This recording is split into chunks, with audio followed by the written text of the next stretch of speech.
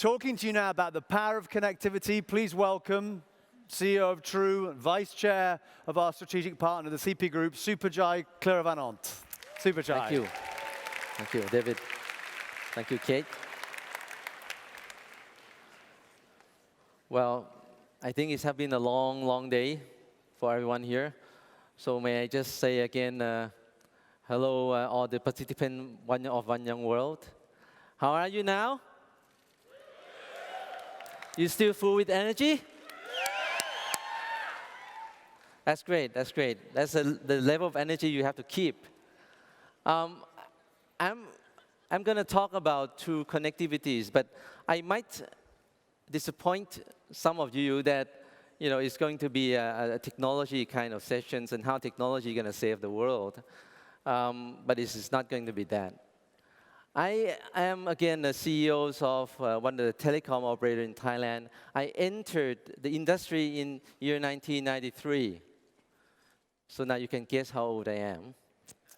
People knows me as, one of the leaders in developing the infrastructure of telecommunication in Thailand. When I start my career, the first thing that the government says is that please build out the fixed line phone so that in Thailand we can fulfill the development plan number 10. That is to make the penetration of fixed line per household up to 10%. So every 100 households, you will have 10 fixed lines. That was the time when we think that the infrastructure, communication infrastructure, going to help the country become more competitive. And then 10 years after that, we have rolled out the fixed lines. We have covered, say, 25% of the households with 2 and 3 others operators. Then the governments, including the World Economic Forum, start saying that that's not sufficient. We have to enter into the age of so-called access availability. So ability is to get on into the internet, the age where people have to learn what's so-called computer literacies, so people can actually utilize internet.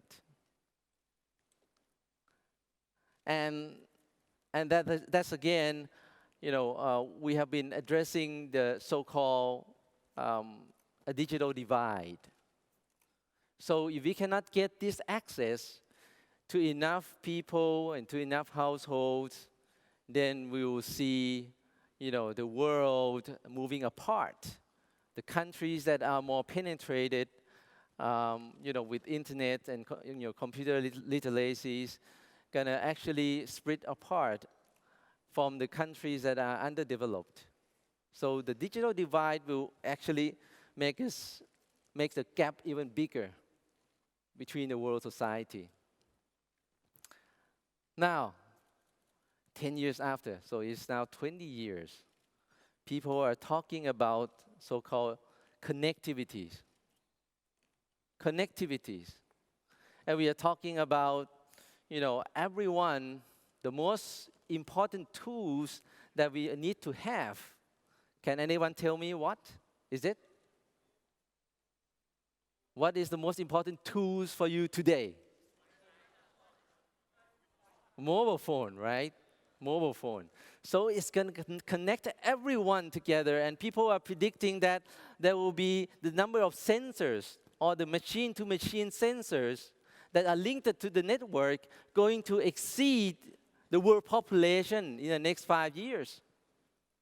So imagine what kind of amount of information is going to be accumulated. And so people start talking about big data. Big data. But it seems like no people actually is talking about the digital divide anymore. And we're talking about big data. Once I asked one of the experts in big data, so what about big data? All this tremendous data, what is it for? And then the answer is that upselling and cross-selling, Kun Suphachai. upselling and cross-selling. If we have big data, we can predict the behaviors of the people. We can predict the behavior of the market by segment and even by individuals. But again, over this 20-year span, have the gaps between the societies of the world and differences being narrowed down? With all this evolution and development and penetrations of fixed and mobile network, do we see the gaps of the societies narrowing down? Or in fact, is it getting bigger and bigger? I come from the industry where speed is everything, where connectivity is everything. And now that we are all connected, can we really narrow this gap? Or the speed that we are going and the more connectivities that we are having are driving us apart and apart? What do you think?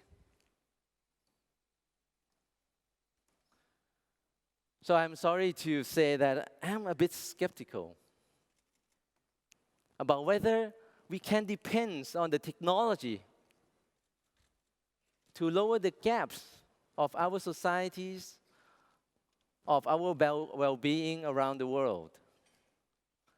The gaps and these differences cause uncertainties. It causes the risk of societies going into chaos, going into even violence or war or misunderstanding of each other. Maybe I'm a little bit different from many people who think that the technology can help us change the world. Maybe I'm a little bit different to think that the innovativities that we think would solve everything, with all these sustainability problems, social problems, economics problems, can that really be done? Can you ask yourself? So, let me ask you one more question. What do you feel is most important in your life? Let me face it the other way. What do you think is most important for human being, for human life? Anyone want to take this question? Please, in the middle. I'm sorry? Common sense. Well, common sense, we all have common sense. Maybe, but maybe that's right. Common sense, if it means nature, in the sense of nature, all of knowledge and technology. What's about the technology? Technology is about learning and trying to decode the nature formula. But let me tell you, maybe I'll share with you, maybe you agree or disagree. This is again from one person sharing to another person. Oh, lady have another hand there. Please, you answer. Please.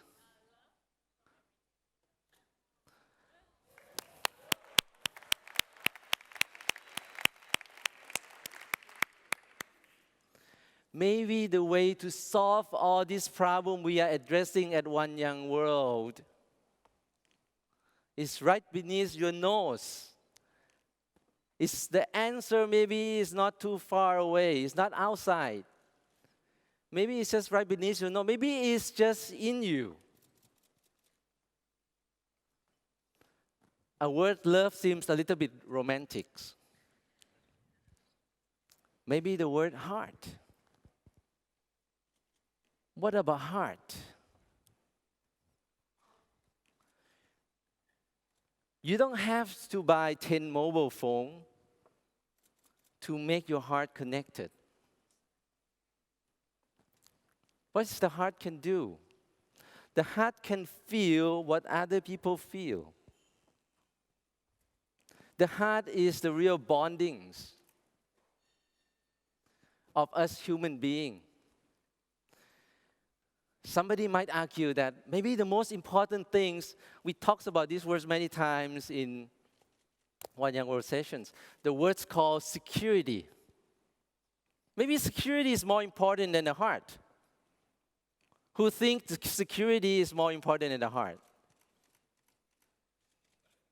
No? No one think that way? Security is very important. That's the whole thing. That's what actually matters. We want security. We cannot stand it when there are differences. We cannot stand it when we feel threatened by different thinking or different act or different beliefs. Maybe it's the security that we want more than anything else. Is it possible that we want security so much that if anything is shaking that security, we are willing to do almost anything, right or wrong? Maybe it's security. But let me bring you back in time. I think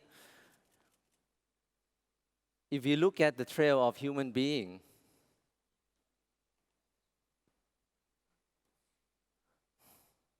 the evidence that we gather is always the tombs when people die.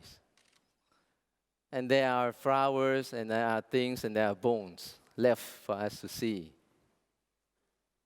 In fact, the security is very crucial and very important for individual, for family, for community, for country.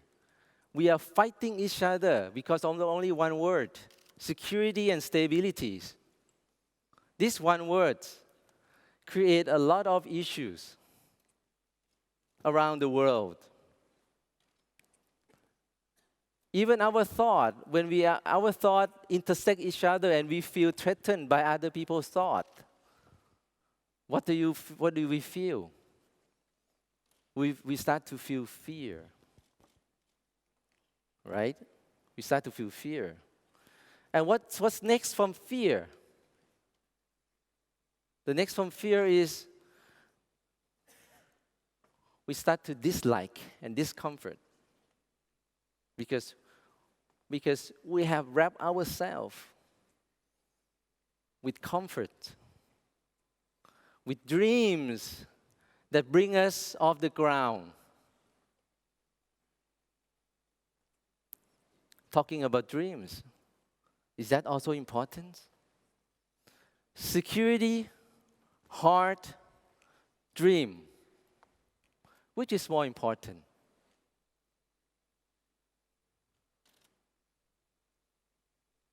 Very hard questions, right? But imagine this. Security is about the realities we are in. As long as we have good shelters, good food, and good communities that will not hurt each other, that's security. The dream can go either way. And the more we dream, the more we could become selfish. Because most of our dream is how can we achieve things. But I believe all the One Young World participants are different. You are here different. Your dream is mostly towards the common interest, but not oneself. Why is that? Maybe because your heart are connected. The compassions that you have, the only nature built in your DNA is know that the way to build security the way to build sustained security for your life and for your family and for your communities and for your countries is through the connections of heart. It's through the nature of love and care, kindness and respect each other. That is something that you know by heart. But along the way, as we start to dream of what could become of us, we build our own world around ourselves and we lose touch of the realities. Now, if these realities can meet with the dreams on the bedrock of love, on the foundations of love, caring and giving, then great things will happen. You don't need mobile phone. You don't need internet to connect with your heart. Now just look inside. If you look deep enough, then you find that this is the best communication, best connectivities. Now may I ask you to step outside, looking at the point of view where I'll say, from the space back down to the earth. What will you see? You see the earth, right? And who we are. Can you be able to see that we are not myself? The word myself, the words I never exist. The words we, as together, as living species. That's what really exists. So we actually depend on each other. Say if you have the security, big house, with all the alarms and everything, but you have no one to love and care for, what kind of life would that be? I think with just securities, I think mankind would already be extinct. Now, if we only dream, what should we dream for? Without love, without sharing, what would we dream for? So this is, for me, and I would like to share with you coming from communication technologies. I say technology can't save us. Technology is a tool. It's a tool that can help us get there faster. I mean, both sides. The destructive part, as well as the peace and prosperity part. The way we might be moving without these ripples and connectivities of the heart and compassions might lead us even faster into the destruction part or destruction site of the journey. So what should we do? Should we just, let's hug each other? Maybe that's the first step. Anybody want a hug? But what should we do? Well, I don't have the whole answer, but I would like to give you some statistics. Back to the number. I learned that in a football field, in order to get the whole 70,000 in the football field to stand up and wave, do you know how many people have to start it? You know how many? There's a statistic for that. Can this side, can you start the wave, please? Can you please start the wave? If we can see the wave.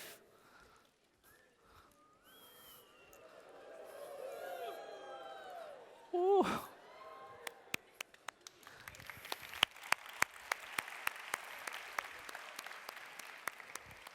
Well, according to my calculation, I think it's about 7 people who start to stand up first. Well, I lie. But according to the statistics, it takes 7 people to move the whole 70,000 people around the stadiums to waves and enjoy the same waves. That is 1 to 10,000. How many of us here?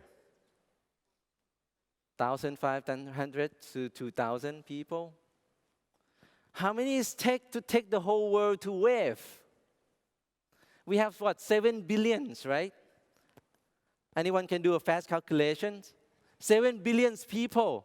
How many we need to wave to start waving? For the ratio of 1 to 10,000? 700,000 is it? 700,000. I'm not a fast calculator, I just memorize it. You only need 700,000. Imagine each of you set your target that you will make the impact, the influence, the feelings of caring, the feelings of love, including your family. Doesn't have to be an outsider. Say if you targeted to make an impact of the heart of, say, 100 people along your lifelong journey. Just 100 people. Can you? Can you?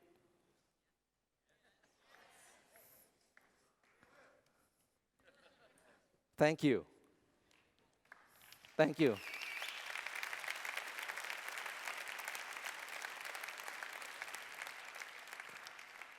Upon 2,000 of you, for 100 people, if you can make that ripples, it's going to be multiplied into 200,000.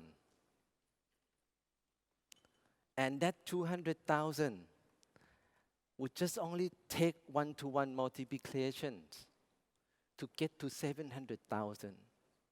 You all can make the impact. You don't have to wait for the government. You don't have to wait for the private sectors. Wherever you are, whether you are working for the public sectors, for the government, for the private sectors, you can make the impact, right even from your home. Just 100 people in your lifelong journey, including your children. Can you do that? Yes.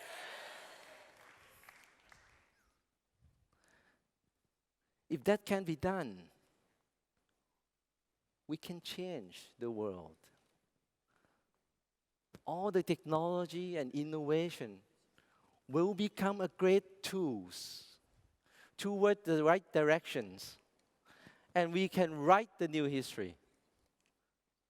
And that is because if you step out yourself into the space, you will see that we are one. And that's why I love so much for this summit's names. And that's because we are one young world. Thank you. Thank you. Thank you. Thank you.